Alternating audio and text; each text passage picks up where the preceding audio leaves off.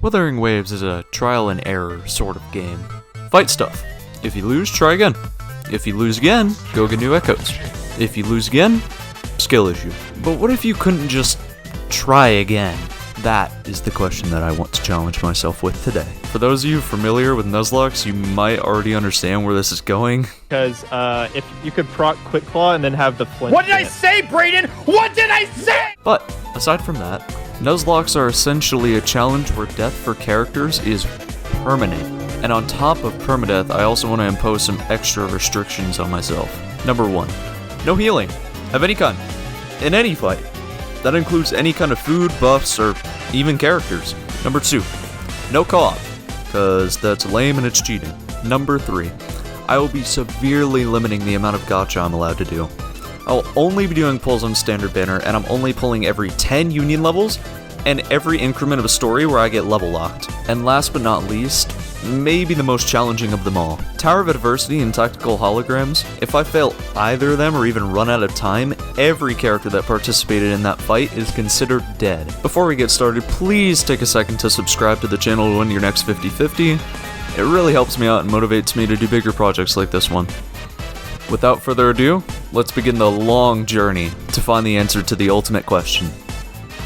Can you beat Wuthering Waves with permadeath? Our journey starts off quite simple.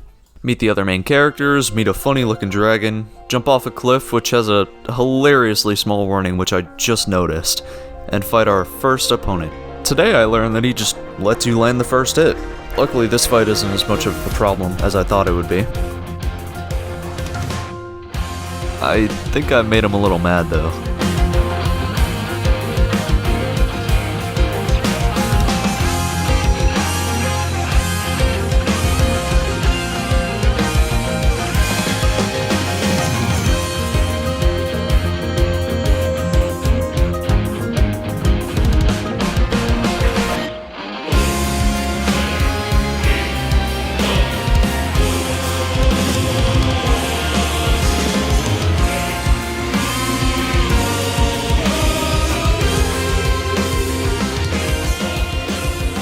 After a short tutorial on parrying and the finisher mechanic that they definitely don't use enough, the Hungry Hippo absorbs him and we pretend like we got our first echo.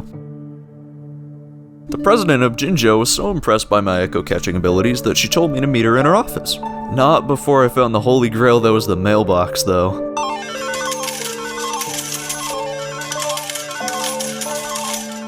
One of the coolest things that comes from all that money is a free 4-star weapon, which I haven't really decided on yet, so we'll just save it for later. After entering Gingo, we got Chixia, our third and final usable starter character. I'm pretty sure she's gonna see plenty of use in this challenge considering how safe her playstyle is with guns. Aside from that, we continue our adventure, get some random pocket change from Jinshi, cause she's too important for us, and move on. Recap with the amigos, not so gracefully grapple down to the lab, and accidentally cause millions worth of property damage. Inside the lab, Mortify tells us our sundial isn't actually a sundial, and we're stupid for thinking that. Baija tells us the fruit is an ordinary fruit, and the leaf is an ordinary leaf. Shocking, really. After this little story interlude, we're introduced to the Gacha system, where I'm forced to make a pull and get Baija, who is unfortunately unusable as per the challenge rules. Continuing the plot, we go to a camp in Desert Rock Island where a random soldier, number 48, tells me my fruit is actually a bomb. Nope, just looks like a bomb. Suddenly, the Hungry Hippo forces me to play as Gion against an impermanent Teron that really shouldn't have taken as long as it did. This fight was actually the lowest I've gotten so far, which was a bit more stressful than I would have liked, but we don't even own Gion, so it's okay.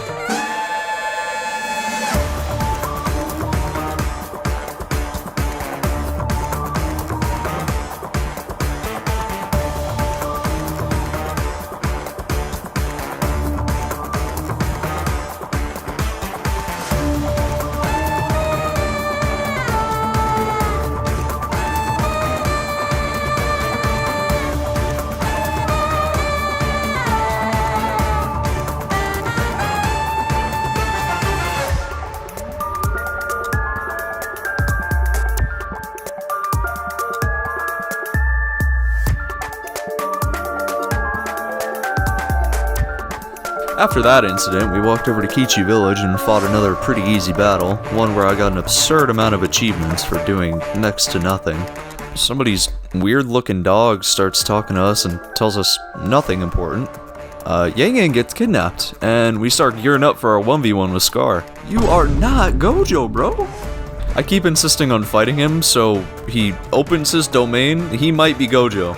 This is one of those fights I was actually kind of afraid of. His attacks aren't the easiest thing in the world to see, cause, well, he's just a dude, and he has some special moves.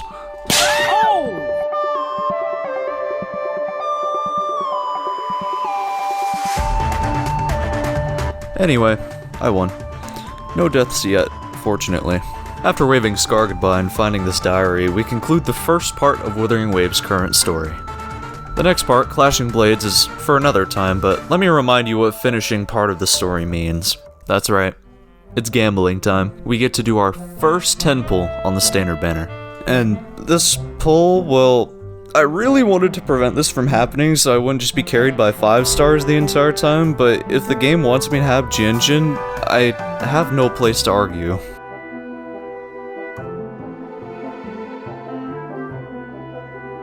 We got Cadenza too, which isn't half bad.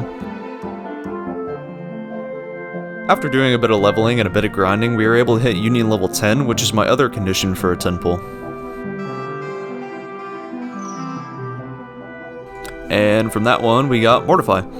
I'm pretty happy with that.